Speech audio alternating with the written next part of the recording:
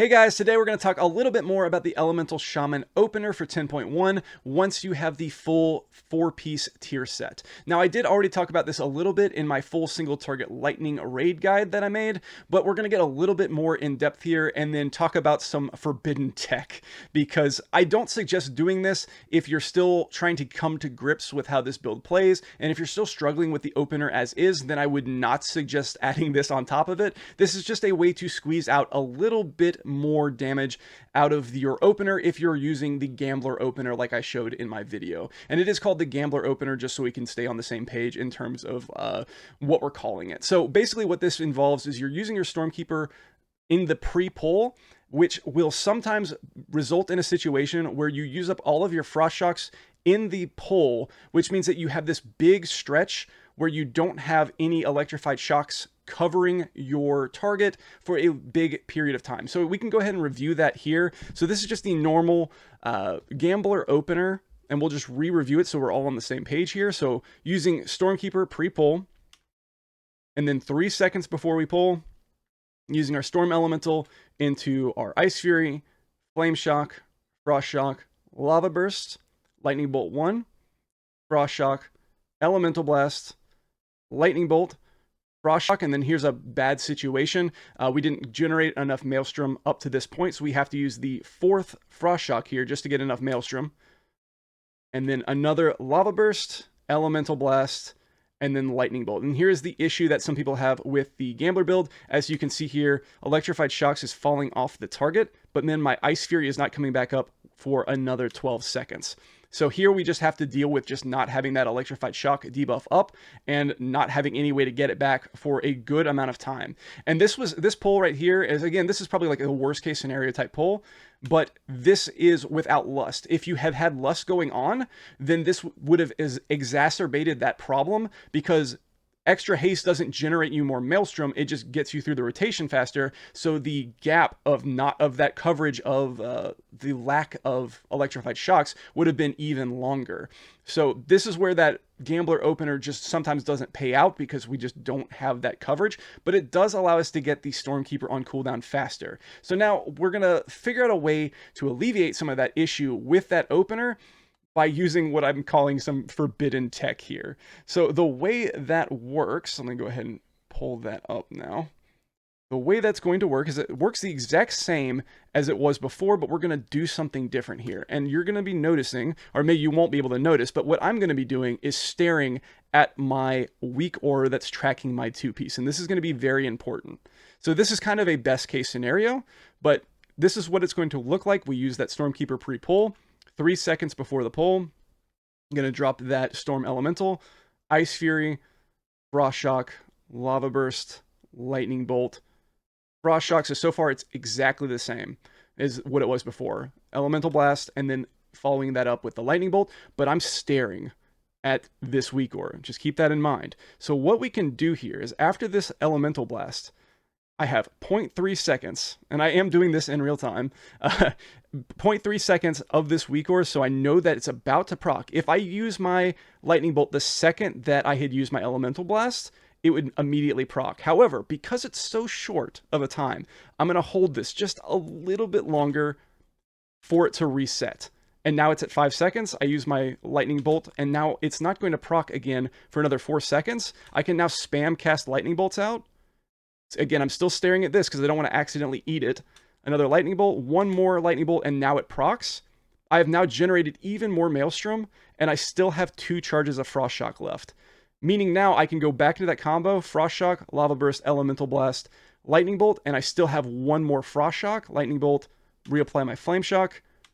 Frost Shock, I'm going to overcap here on Maelstrom just a little bit, unfortunately, because of the 4-piece. But as you can see here in this example, I have been able to cover much better with that electrified shocks because of the fact I was able to cheat out those lightning bolts. So again, you have to be very aware of your 2-piece and where it is. You have to be staring at it weak core. And I want to make sure that I'm very clear on this. You do not want to be like holding your lightning bolt cast for an exorbitant amount of time. I only did it in that situation because it was like 0.3 seconds. Like, you really don't want to be like sitting there AFK for like even a second. I think at that point it would still be not worth doing. So we can show some other examples here. This is Mythic Kazara. I'm going to do that same opener. Stormkeeper beforehand, 3 seconds before dropping the Storm Elemental. Ice Fury, Flame Shock, Frost Shock, Lava Burst, Lightning Bolt, Frost Shock, Elemental Blast. And as you can see here, the timer's ticking down here. It doesn't look like I really have much time to do anything, but I'm just barely able to cheat out one additional Lightning Bolt. And that was super close. I almost messed myself up, and I would have lost a ton of DPS had I done that. But I am able to cheat out one extra Lightning Bolt into a Frost Shock, Lava Burst, Elemental Blast, and Lightning Bolt. And now I have one additional charge. Because I did that, I was able to preserve this one additional charge of Frost Shock, so I can cover again with this Electrified Shocks after this one falls off here. I'm still going to have a little bit of time without the debuff, but because I was able to do that, it allows me to cover with that debuff just a little bit longer. And then there's going to be sometimes, we'll pull that up now, there will be sometimes where you just aren't able to fit that in. It'll time up in a way where there is no possible way you could have gotten an additional Lightning Bolt cast. So you got to be very careful about doing this, that you don't accidentally eat your Lightning Bolt, which is why I've said, like, you don't want to be doing this if you're uncomfortable with the rotation. Here, as you can see here, I've paused it. I get this one off, and there's just no time. It procs before the global cooldown comes back up, and now I have to just do the normal combo opener. I don't have those Frost Shocks, but that's just the way it goes. Sometimes it will not be available, but in the best case scenario, let's see, here we go. This is Mythic Amalgamation. What you'll be able to do, and we don't use Lust of the opener here, but I am getting PI. Don't say anything about that. I didn't actually ask for it. It just happened randomly, so I don't want to hear anything about it. But it just shows you what you can do with the extra haste. So it's still a good example. Frost Shock, Ice Fury into Flame Shock into Frost Shock. Lava Burst, Lightning Bolt, Frost Shock, Elemental Blast. And as you can see here, I've got so much time on the 2-piece this time. So I can squeeze out, because of the extra haste, 1, 2, 3 Lightning Bolts. Frost Shock, Lava Burst, Elemental Blast, Lightning Bolt. And now I still have one additional charge. So watch how much extra coverage I can get out of that. And Flame Shock, Frost Shock, Lava Burst, Elemental Blast. And as you can see here, it's basically going to be covering the entire duration that it needs to for Ice Fury to come back up. So it is worth doing if you can get good usage out of it. The more haste you have, obviously with Lust, if you are able to do this, you can get so much extra value out of that Electrified Shocks. So it is worth talking about. Again, I have to stress this. If you are not comfortable with your timings, if you're not comfortable with this opener already as it is, I would not suggest doing this, because if you make a mistake, if you consume that Stormkeeper just completely naked without any, without any buffs to it, without that surge of power especially, it's going to cost you DPS to do this. But if you can cheat it out, if you can cheat out some extra Lightning Bolts, it will save you that Electrified Shock window. It'll extend that out by saving you those Frost Shocks. So I do feel like it is worth talking about, but again, not if you're still struggling with the opener as is. So I do think it's worth talking about. Do with this information what you will. Don't come back to me saying, like, I'm destroying my DPS now.